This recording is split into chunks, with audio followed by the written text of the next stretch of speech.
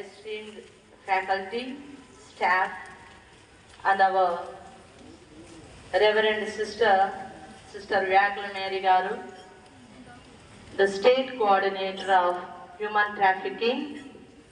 It is with great pleasure I welcome you to this special occasion. Today, I stand united to celebrate the arrival of the State Coordinator, Reverend Sister Vyakula Mary Garu, as for the human trafficking. As many of you know that combating human trafficking is an urgent and complex issue that requires dedication, expertise, and a collaborative approach. We are deeply committed to fostering a safe and supportive environment for all members of our community, and our coordinator, Reverend Sister Vyakula Mary Garu's arrival marks a significant step forward in this endeavor. Now I warmly invite our dear Sister Vyakula Mary as our lecturers give away the bouquet to her by welcoming. All the students give an applause of welcoming.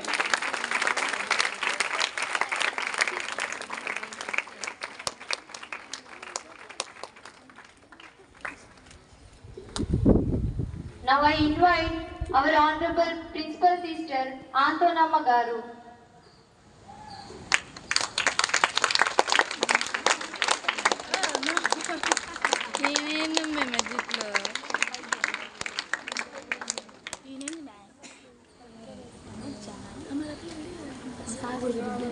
Sir photos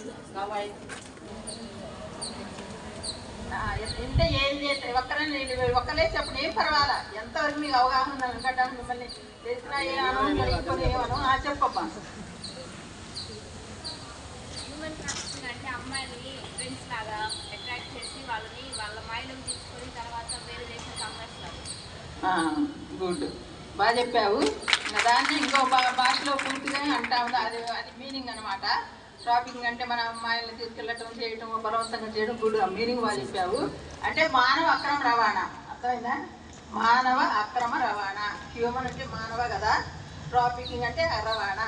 అక్రమ రవాణా చేయటాన్ని human trafficking అంటారు. మానవ అక్రమ రవాణా. మానవ అక్రమ రవాణా ఎందుకు చేస్తారు? ఇది కూడా మనుషుల్నే కాదు, మనుషుల్ని ఇదివరకు మనం ఇదివరకు మందులు చేసేవాళ్ళు, అర్థమైందా? తర్వాత ఆయుధాలు చేసేవాళ్ళు, విన్నారు కదా మీరు. స్మగ్లింగ్ అని, తర్వాత డ్రగ్స్ అని, మత్తు మందులు, తర్వాత డ్రగ్స్, తర్వాత స్మగ్లింగ్ అని కొన్ని ఇంటర్నేషనల్ స్థాయిలో, నేషనల్ స్థాయిలో మన ఆయుధాలను పంపిస్తుంటారు. ఇవన్నీ కూడా ట్రాఫికింగే. కానీ ఇక్కడ మనము హ్యూమన్ అన్నాం, అంటే మానవ అక్రమ రవాణా. అర్థమైనా? ఆయుధాల పంపిణీ ఉంది, తర్వాత డ్రగ్స్ పంపిణీ ఉంది. అంటే ఒక ప్రదేశాల నుండి ఇంకో ప్రదేశానికి తరలించటం, అర్థమైందా? ఒక ప్రదేశాల నుండి ఇంకో ప్రదేశానికి తరలించడం ట్రాఫికింగ్ అంటే. అందుకే ట్రాఫిక్ పోలీస్ విన్నాం కదా రోడ్ల మీద చేతులు ఎత్తి మీ సిగ్నల్స్ చెబుతారు కదా. అందుకే ట్రాఫిక్ పోలీస్ ఎందుకన్నారు? ట్రాఫిక్ రవాణా అనమాట. అందుకని వాళ్ళు ఏదైనా రైట్ లెఫ్ట్ కర్వ్ చేయటం, తిరగటం, రైట్ లెఫ్ట్ చెప్తుంటారు కదా. మీకు టౌన్లో ఉంటుంది 4, మీరు ఇక్కడ కూడా ఉన్నారు కదా నర్సాపేటలో, మలమ సెంటర్లో, అక్కడ అంతా ఉంటారు పోలీసు 4 దాని దగ్గర. అందుకే ట్రాఫిక్ పోలీస్ అంటారు వాళ్ళని. ట్రాఫిక్ అంటే రవాణా. ఇక్కడ హ్యూమన్ ట్రాఫిక్ అంటే మానవ అక్రమ రవాణా. మనుషుల్నే రవాణా చేయడం అనమాట ఇక్కడ, అది స్థాయిలో.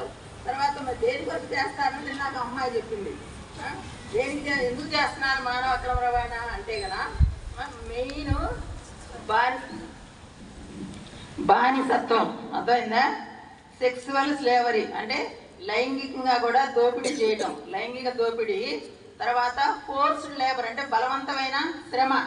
ఇప్పుడు ఇళ్లలో పని చేయించుకుంటారు. తర్వాత ఇంకా ఏం చేస్తారు? కంపెనీల్లో పని చేయించుకుంటారు. చిన్నపిల్లలు తీసుకెళ్ళి పెద్ద పెద్ద కంపెనీల్లో పని చేపిస్తారు తక్కువ జీతం ఇచ్చి. ఫోర్స్డ్ లేబర్ అంటారు. తర్వాత మీరు ఇంకా ఇదే ఉంటారు, కొందరు కిడ్నీలు అమ్ముకున్నారు అనే వాళ్ళు. ఇద్దరు కొన్నారు, 2 సంవత్సరాలు భలే వచ్చింది టాక్. నర్సాపేటలో నేను కూడా పనిచేశాను. అప్పుడు ఎక్స్ట్రాక్షన్ ఆఫ్ ఆర్గన్ టిష్యూస్, మన బాడీలో ఉండేటువంటి ఎన్ని పెద్ద పెద్ద హాస్పిటల్లో నిజంగానే జరుగుతున్నాయి, ఇప్పుడు కూడా జరుగుతున్నాయి. మన కిడ్నీస్ కానీ మన లివర్ కానీ చాలా కాస్ట్లీ అనమాట. మనం తీసుకెళ్ళి కిడ్నీలు లివరు ఇవన్నీ కూడా వేరే వాళ్ళకి జబ్బుల వాళ్ళకి వేయడానికి కొన్ని లక్షలు అనమాట. ఇప్పుడు ఒక లివరు చిన్నది అనుకుంటే 50 లక్షలు. ఇప్పుడు 50 లక్షలు సంపాదించాలని మరి ఎన్ని సంవత్సరాలు పట్టింది? అట్లా అక్రమంగా దోపిడీ అనమాట. ఇట్లా ఆర్గన్స్ టిష్యూస్ చేస్తారు. తర్వాత ఇంకోటి అమ్మాయిలకైతే ఇప్పుడు మీరు ఎప్పుడైనా విన్నారో లేదు, సరోగసి అంటారు. అంటే ఇప్పుడు కొంతమంది పిల్లలు పెళ్లిళ్ళు అయ్యి పెద్ద లక్షాధికారులు జమీందారులు కొంతమంది పిల్లలు లేకపోతే వాళ్ళకి అద్దె గర్భం అంటారనమాట. అంటే ఇప్పుడు పెద్దవాళ్ళని తీసుకొని వాడు ఎక్కిస్తారు, సీమను ఎక్కించి మనవోవా ద్వారా పిల్లల్ని చేపించడం అనమాట. అంటే మన గర్భిణీ వచ్చే వరకు ఉంచుకొని బిడ్డ డెలివరీ అయినాక వాళ్ళకి ఇవ్వటం.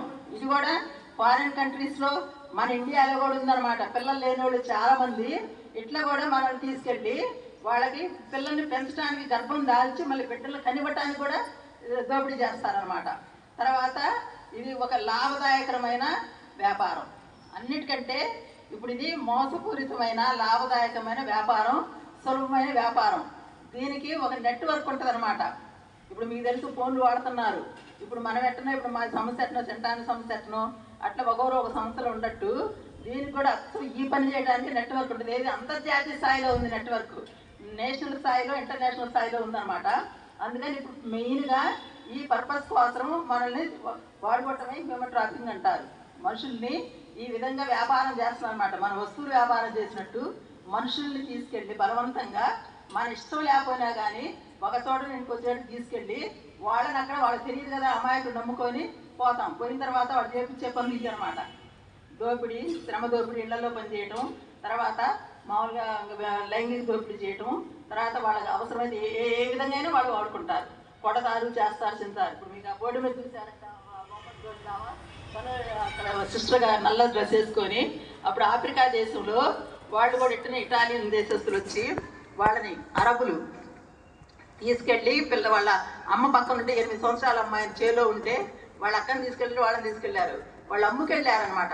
అమ్మ పక్క ఉండగానే అమ్మ పక్కనే ఉండగానే అట్లా వాళ్ళు ఏం చేయలేరు. బానిసగా అయిపోయి చాలా మంది దగ్గర అమ్ముడు పోయి వ్యాపారం వాళ్ళు అమ్మాయిని కొట్టి ఇళ్లలో పని చేసుకొని చివరికి సిస్టర్ల దగ్గర ఆ అమ్మాయి ఒక ఇటాలియన్ అని తీసుకెళ్తే పెంచడానికి ఇచ్చారు వాళ్ళు, మనవరాన్ని పెంచడానికి. అప్పుడు మనవరాలు ఈ అమ్మాయిని బాగా నాని అనుకుంటా వాళ్ళు సిస్టర్స్ దగ్గర చేరిన తర్వాత తన సిస్టర్స్ అప్పుడు కనుక్కొని అమ్మాయిని సేవ్ చేశారు. తర్వాత సిస్టర్ అయ్యి చదివేమి లేదు, పని అమ్మాయి లాగానే పనిచేసి చివరికి దేవుని దగ్గర ఉందన్నమాట. ఇప్పుడు ఆమె బగితా అని ఆఫ్రికా అమ్మాయి ఇటాలియన్లో అక్కడ ఇటాలియన్ సిస్టర్స్ దగ్గర చేరిందనమాట. అట్లా అమ్ముడు పోయిన అమ్మాయి అనమాట. అందుకని ఆ ఫోటో పెట్టింది అట్లా. తర్వాత మా జ్ఞానం ఉన్నారు కదా పక్కన. ఇప్పుడు మనకు ముఖ్యంగా మా విద్య, ఇప్పుడు మీ కాలేజీలో విద్యను బోధిస్తున్నారు. విద్య దేనికి ఉద్దేశం, ఎందుకు సెంటాన్స్ పెట్టాము? అప్పుడు ఆ రోజుల్లో మనం బయటికి రానిచ్చేవాళ్ళు కాదు. ఇప్పుడు కూడా లేదు. ఇప్పుడు కూడా మిమ్మల్ని ఒక్కరిని మీ అమ్మవాళ్ళు ఒక్కరిని పంపరు కదా ఎక్కడికి. అక్కడ అదే అబ్బాయిని పంపిస్తారు. చిన్నోడినైనా కొట్టుకుపోరు అంటారు. అది నేను పంపిస్తారు, కొట్టు పక్కన కొట్టే నువ్వు బాగుద్దులే, ఆడపిల్ల బాగుద్దు, అబ్బాయి బాధలు తీసుకొస్తాడులే అంటాను. అవునా? అట్టా మన ఆడపిల్లలకి మనకు భద్రత కావాలా అని చెప్పి మాకు హాస్టల్స్ పెట్టింది ఎవరు? జ్ఞానమ్మ గారు. ఎప్పుడు 1874 సంవత్సరంలోనే ఆమె. అంతకుముందే మాకు తను కూడా పెట్టిన పిల్లల్ని పక్క పల్లెటూర్లకు వెళ్ళి చిన్న పిల్లల్ని తీసుకొని వచ్చి విద్య స్థాపించి, విద్యతో పాటు రష్యన్ ఉండాలని ఆ రోజునే ఆమె కలిగే హాస్టల్స్ ఉంది. అందుకే ఈరోజు మీరు హాస్టల్లో ఉన్నారు ఇక్కడ. ఇప్పుడు మీకు సేఫ్టీ లేదు ఆడపిల్లకి. ఈ రోజుల్లో 18వ శతాబ్దంలోనే మన మూఢనమ్మకాలు, ఆచారాలు, తర్వాత బానిసత్వ బతుకు, బాల్య వివాహాలు, తర్వాత విధవరాలు అయితే ఇంకా రక్షణ లేదు, బయటికి పోకూడదు. తర్వాత చిన్నప్పుడు పెళ్లిళ్ళు చేసేవాళ్ళు, చిన్నప్పుడే పెళ్లిళ్ళు కావటం, పిల్లలు పుట్టడం, భర్త చనిపోవడం, విధవలు కావటం. మరి మా జ్ఞానం గారు కూడా 38 సంవత్సరాలకే ఆమె విధవరాలైంది. 37 సంవత్సరాలకి 5 పిల్లల తర్వాత విధవరాలైంది. అట్లా ఇవన్నీ సమస్యలు ఉన్నాయి సమాజంలో. ఈ సమస్యల్ని కాపాడటానికే తను కూడా మా జ్ఞానం గారు కూడా ఈ రోజులు మా సంస్థ ఉందంటే దాని సంస్థ ఆడపిల్లల విద్య, తర్వాత ఆడపిల్లల భద్రత కోసము హాస్టల్స్ పెట్టారు. అందుకే ఈ రోజు మీరు ఇక్కడ ఈ సెంటాన్స్ కాలేజీలో ఉండటం కానీ, సెంటాన్స్ హాస్టల్లో ఉండటం కానీ, మరి ఇట్లా సిస్టర్స్ మీకు పనిచేయటం కానీ, ప్రిన్సిపల్ గారు అందరూ అది కారణం. ఒక ఆడపిల్లని కాపాడటానికి, ఆడపిల్లకి విద్య అందించడానికి అది ముఖ్య ఉద్దేశం. తర్వాత ఇంకా ఇప్పుడు ఈ ఎవరు తీసుకెళ్తారు వీళ్ళని? ఇంక ఇప్పుడు నేను చెప్పా కదా అది ఎందుకు తీసుకెళ్తారని. తీసుకెళ్ళలేదు ఎవరు చెప్పండి అమ్మా? అమ్మాయిల్ని తీసుకెళ్ళలేదు ఎవరు? మీ భాషలోనే చెప్పండి. ఎవరో కాదు, మన చుట్టుపక్కలే ఉంటారు. మన బంధువులే దాంట్లో భాగస్థులు. అర్థమైందా? మనకు తెలియని వ్యక్తులు కొంతమంది వ్యక్తులు ఏం చేస్తారంటే ఈ ఏరియాలో తిరుగుతారు. ఇప్పుడు మీ నసరాపేట ఉందంటే మీరు ఎక్కడ వెళ్తున్నారు, ఎక్కడ చేసి అంతా గమనిస్తారు. మనం వాళ్ళకి తెలియదు, కానీ వాళ్ళకి మనం తెలుసు. అట్లా చాలా మంది నేను చెప్పేది నెట్వర్క్ అని ప్రతి ఏరియాలో, ప్రతి గ్రామంలో, ప్రతి పట్టణంలో కూడా వాళ్ళకి పెద్ద సంస్థ అనమాట. ఇప్పుడు మా సెంటాన్ సంస్థ అట్ట వాళ్ళు కొంతమందిని ఆ ఏరియాల్లో పెడతారు. వాళ్ళంతా తిరుగుతుంటారు అనమాట. అబ్జర్వ్ చేస్తారు, ఏ అమ్మాయి ఒకటి బయటికి పోతుందా, ఎవరింట్లో పేదగా ఉండారా, ఎవరిలో ఆర్థికంగా ఉండారా, తర్వాత వాళ్ళ అమ్మా నాన్నలు ఎప్పుడు లేకుండా ఉంటారా, తర్వాత ఇళ్ళల్లో గమనిస్తారనమాట. గమనించి తర్వాత మీ మావలు, మీ బావలు, మీ చుట్టాలు, తర్వాత మీకు చేసిన వాళ్ళు కూడా చాలా మంది తర్వాత ఆర్థిక పరిస్థితి వల్ల కొంతమంది తల్లిదండ్రులు కూడా ఇప్పుడు నార్త్ ఇండియా అంటారు కదా, రాజస్థాన్, ఉత్తరప్రదేశ్ వాటన్నిటిలో నార్త్ ఇండియాలో కొంతమంది తల్లిదండ్రులు కూడా స్తోమత లేక ఆర్థిక పరిస్థితి వాళ్ళు కూడా పిల్లలు నమ్ముకున్నారు. వేరే వాళ్ళంటే ఇట్లా ఇవన్నీ చెప్పరు. వాళ్ళు మీకు 1,00,000 ఇస్తాము, మీ బిడ్డను మాకు ఇన్నమ్మా మేము చూసుకుంటాం అంటారు. వాళ్ళు 1,00,000 రూపాయలు తీసుకొని వాళ్ళ అమ్మాయిని ఇస్తారు. తర్వాత వాళ్ళు ఇష్టం అనమాట. వాళ్ళు తీసుకెళ్ళి ఏమైనా చేస్తారనమాట. వాళ్ళకి తెలియదు. ఇట్లా చిన్నపిల్లలు కూడా కొంతమంది ఒక అబ్బాయి వెళ్ళిన తర్వాత ఒక చిన్న కంపెనీలో పని చేపిస్తుంటే ఆ అబ్బాయి తప్పించుకొని వచ్చి మళ్ళీ తర్వాత ఆ విషయాన్ని ఆ అబ్బాయికి అక్కడ వెట్టి శాఖ చేయించడం ఒక ఫ్యాక్టరీలో. తర్వాత అబ్బాయి చేతులన్నీ పొంగటము, తర్వాత ఇన్ఫెక్షన్ రావటం అవన్నీ వస్తే తర్వాత ఆ అబ్బాయిని తప్పించుకొని వచ్చి ఇంటి దగ్గరకు వచ్చి చెప్పి, అమ్మ నువ్వు నన్ను నమ్మావు కదా, అక్కడ నాతో పాటు ఇంకా ఎంతో మంది ఉన్నారు అక్కడ అని అబ్బాయి చెప్పాడు. చాలా మంది పిల్లల్ని ఉండదగ్గర కూడా చూపించారు అక్కడ కంపెనీ. వేరే వాళ్ళకి రిపోర్ట్ చేశారు. అట్లా వాళ్ళు ఎవరో అనుకుంటున్నారు. మన చుట్టుపక్కల ఉన్న వ్యక్తులు, మనకు తెలియని వ్యక్తులు మనల్ని మాయ చేసి కొంతమంది చెప్తారనమాట. నీకు ఇంకా ఏమేమి చెబుతారు, మనకు ఆశ పెడతారు ఎక్కువగా. ఇప్పుడు మీకు ఏం ఆశ పెడితే ఎక్కువ ఇష్టం మీకు టీవీలో ఇప్పుడు ఈజీగా అడ్వర్టైజర్లు వస్తున్నాయి, మీకు లక్షలు వస్తాయి. తర్వాత ఫారిన్ కంట్రీల్లో జాబ్స్ వస్తాయి, ఉద్యోగం వస్తుంది. తర్వాత అక్కడ మీకు మంచి భవిష్యత్తు ఉంటుంది, మంచి సంబంధాలు ఉన్నాయి, మంచి పెళ్ళిళ్ళు చేస్తారు. ఇక్కడ మీ అమ్మడు పేదోళ్ళు కట్నం ఇవ్వలేరు, నీకు ఇక్కడ ఉద్యోగం రాదు. ఇక్కడ మన ఎన్ని లక్షలు రావాలంటే ఇక్కడ రావు, మనకు వచ్చేది 30,000 40,000 ఇక్కడ ఆంధ్రాలో. అదే కానీ ఫారిన్లో ఉంటే నెలకు 2 లక్షలు 3 లక్షలు వస్తాయని అట్లా మభ్య పెడతారనమాట. మభ్య పెట్టి మిమ్మల్ని అట్రాక్ట్ చేస్తారు. మిమ్మల్ని ఎవరినైనా అమ్మాయిలు ఇప్పుడు అందరూ పడిపోయేది దానికి. ఇప్పుడు జాబులు ఇక్కడ ఎక్కడ లేవు. హైదరాబాదు, బెంగళూరు, మన దగ్గర, తర్వాత చెన్నై పోతారు ఎక్కువగా జాబ్స్ కావాలంటే, ఎక్కువ మంచి జాబ్స్ కావాలంటే.